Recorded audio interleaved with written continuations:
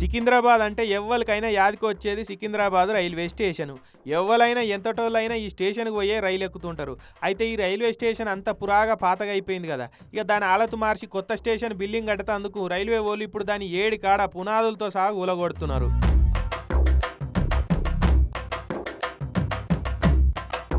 1874లో తొలిసూరి నిజాం రాజు ఈ స్టేషన్కు శంకుబండ వాతిండు. మళ్ళా 1950లో దాన్ని రినోవేషన్ చేసిరు.